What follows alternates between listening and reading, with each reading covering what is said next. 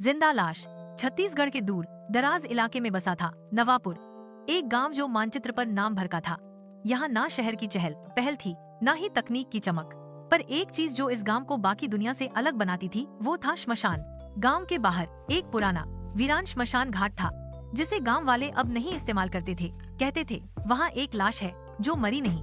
कोई उसे भूत कहता, कोई पिशाच, और कुछ तो नाम भी नहीं लेते थे।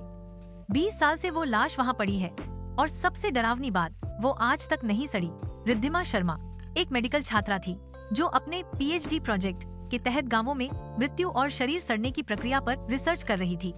जब उसे नवापुर के बारे में पता चला तो वह अपने कैमरे, नोटबुक और सैंपल किट लेकर वहां पहुंच गई। गांव वाले उसे देखकर चुप हो गए।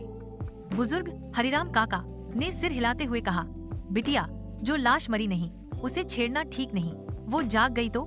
रिद्धिमा हंसी, अंकल, मैं साइंस की स्टूडेंट हूँ, भूत प्रेत नहीं मानती। लेकिन गांव वाले जानते थे इस बार बात साइंस से बाहर है।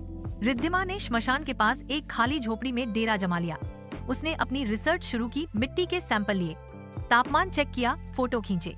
लेकिन जब वो उस लाश के पास पहुंची तो एक अजीब सी कंपकंपी उसके बदन में दौड़ गई।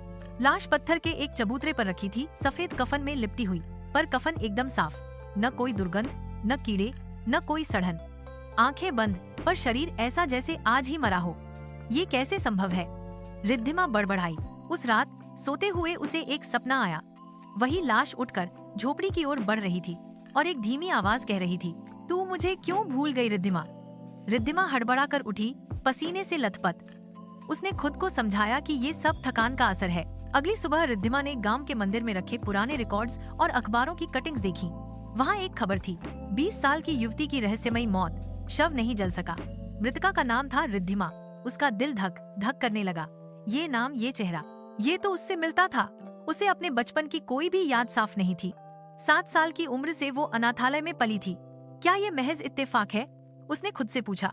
वो दोबारा श्मशान गई, लाश को गौर से देखा, और अब की बार उस लाश के चेहरे में खुद को देख लिया।